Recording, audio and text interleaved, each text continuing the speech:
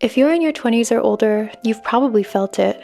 That feeling that it's too late for you, that somehow you're already behind in life.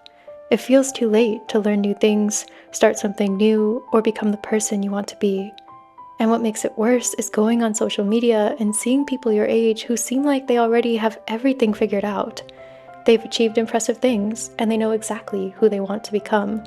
Meanwhile, you're still trying to figure out where you fit in this world, and it's scary. And the strange thing is, this feeling shows up really early in life.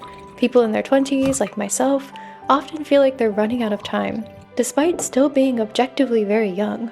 We can recognize that this feeling isn't totally logical, but we can't seem to escape it. So I started wondering, why does it feel this way?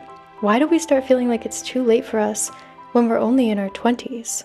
Hi, I'm Kendall, and I make videos about psychology and intentional living. After studying psychology and statistics at Yale, I started investigating how we can apply these methods of questioning to everyday life in the ultimate pursuit of creating happier, more meaningful lives. Let me start off by saying that I believe it's never too late. If you're alive, which you must be if you're watching this video, then you can try new things, think in new ways, or learn something new. But it doesn't always feel like that. Therefore, this video is not about whether or not it's too late. It's about why it feels like it is. And the answer lies within several of the subtle but powerful psychological forces that shape our lives without us even noticing. Picture this. You get a notification on your phone. Someone just messaged you on LinkedIn. Okay, well, you'd better at least see what it says. Okay, you tell yourself, I'm just going to log in, read the message, possibly respond, and then close the web page. It'll take less than 5 minutes, and then I'll be on with my day. But that's not what happens. You find yourself scrolling through a never-ending feed, unable to tear your eyes away from the screen. Everyone you went to college with is already climbing the corporate ladder, killing it in grad school, running their own startup, or even getting married. Wait, who posts that on LinkedIn? Anyway, everyone is crushing adult life, except you. Half an hour later, you're still scrolling deep in the rabbit hole of self-doubt, wondering, what did I do wrong? Why is everyone else doing better than me? And the answer is, they're not. It just seems like they are.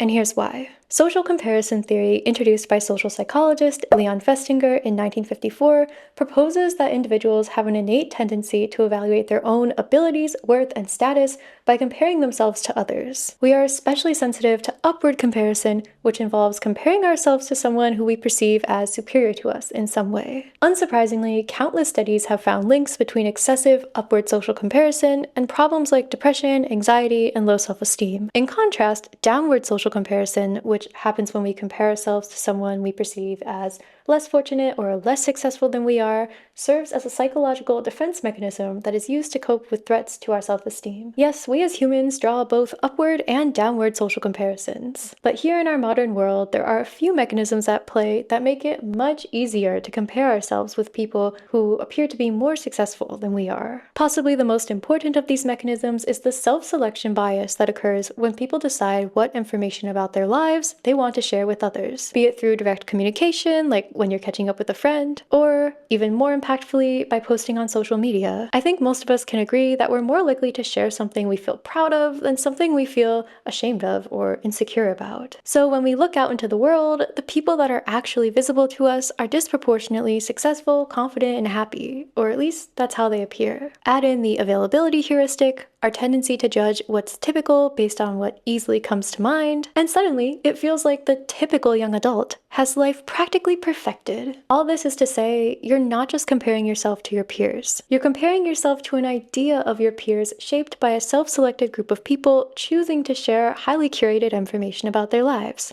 Let's try to remember that. Quick story time.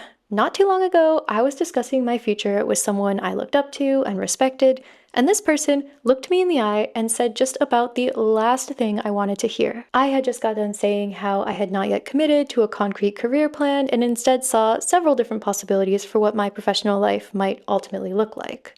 Sounds normal, right? But what this person said, to paraphrase it as best as I can remember it, was, Kendall, you have about 3 years after college to choose your lifelong path. If you don't make a choice within that time frame, then life will choose for you, and you won't like what you get. First of all, ouch. Second of all, do you mean to tell me that our free will has an expiration date? For many people, 3 years out of college is just mid-20s. Do we really have so little time to set the course of our entire lives? The answer is, of course, No, that's ridiculous. But there is this pervasive idea that our lives operate on a predetermined and non-negotiable timeline. And this idea is so pervasive that I had to hear it from my superior that I'm pretty much doomed at the age of 25. As it turns out, I had encountered what psychologists call a social clock, a culturally determined timeline dictating the ages at which major life events should occur. According to the social clock, there is a correct age range to do things like leave home, graduate college, get married, have a child, or even retire. And if that wasn't stressful enough, we as humans are hardwired to adopt these external social norms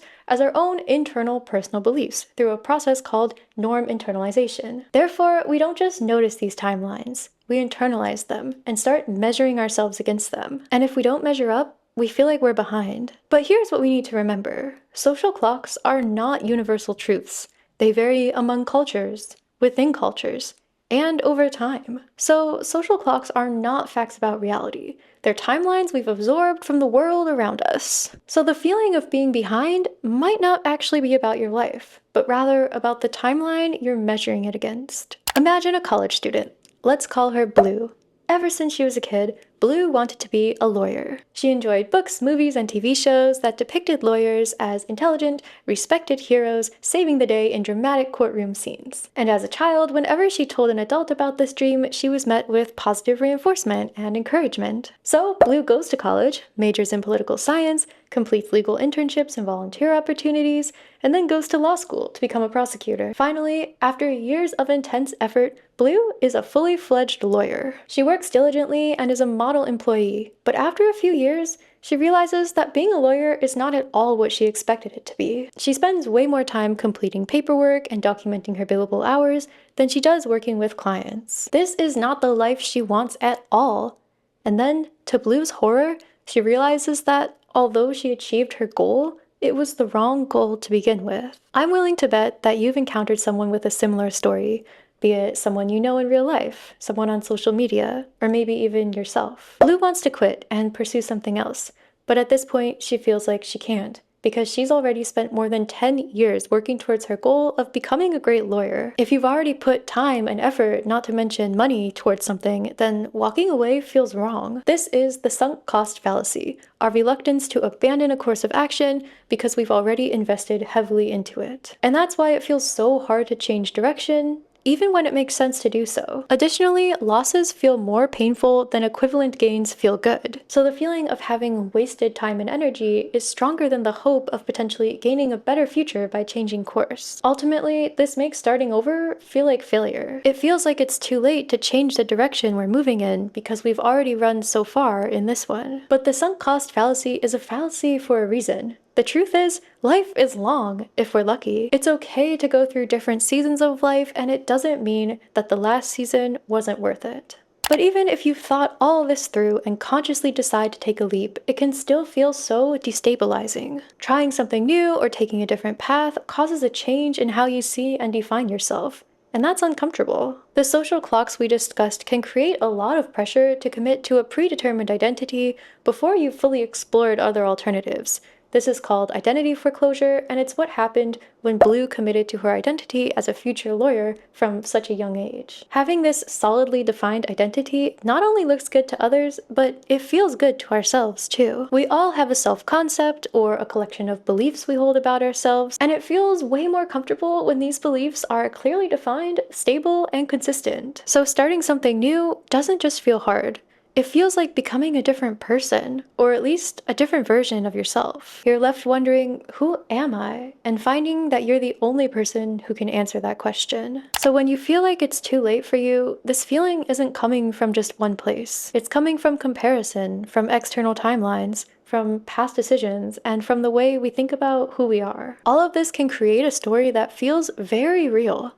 The story that your life path is already set and it's too late to change. But that feeling isn't evidence, it's a mental construction, a construct. And if it's a construct, that means it can be questioned. Because when you actually look at how people learn and grow and change in adulthood, the picture is very different. I'm going to be discussing that next week, how learning actually works in adulthood, and why it's probably not as late as you think. I'm curious, what's something you've been telling yourself it's too late for?